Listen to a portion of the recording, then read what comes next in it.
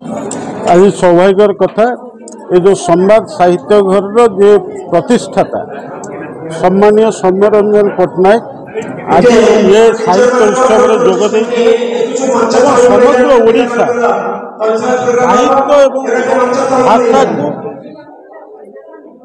साहित्य को बंचाई रखा साहित्य को आउरी लोकों पाखे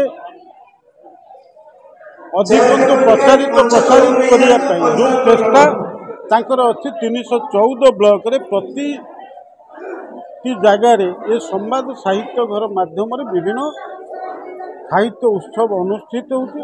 आज सौभाग्यर कथा कुजंग अंचल को आज सौम्य बाबू सह मु अतिथि भाव में उत्सव जोग देइथिले।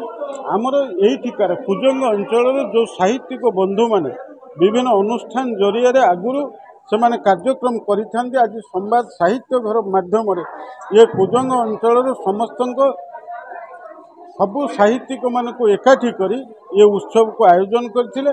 मोटामोटी भाव में ये जदि सामग्रिक भाव ओडिशार प्रति ब्लॉक रे ये साहित्यर प्रचार प्रसार होबो भाषार प्रचार प्रसार होबो ताहले अधिकंतो आम ओडिया लोकंक भितर गोटे स्वाभिमान तैयारी होबो।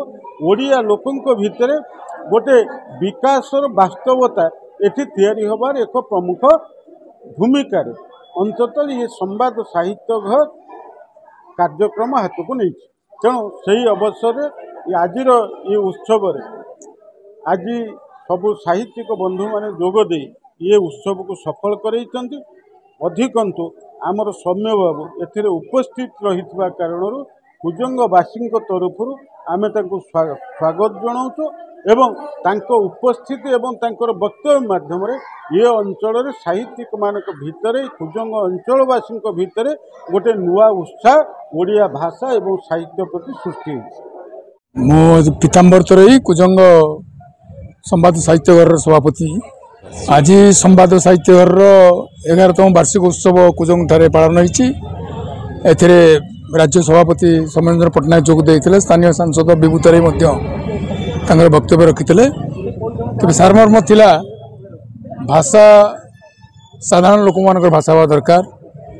ओडिया आम मातृभाषा गोटे जातिर भाषा ये भाषा आज संकटजनक अवस्था गति करुच्ची। ये भाषा दिने राजभाषा थिला कपिलेन्द्र समय कपिलेन्द्र समय भाषा दिने राजभाषा थिला एवं स्वाधीनता परवर्ती अवस्था राजभाषा भाव में नवकृष्ण चौधरी मुख्यमंत्री समय घोषणा कराइला किंतु ता सठिक भाव में कार्यकारी करूना यही कथार आज समस्त मुंड व्यथार कारण है।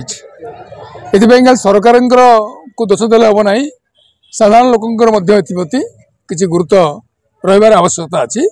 संवाद साहित्य घर वार्षिक उत्सव आज यह सारमर्म। आम आशा करूँ भाषा किभली भाव में सुरक्षित रही भाषा किभली भाव समृद्ध भाषा किभली भाव में अधिक भाव में व्यापक हो पार संवाद साहित्य घर तार नूतन पदक्षेप आगामी दिन नब एक आज समय वक्तव्य रखिले। धन्यवाद।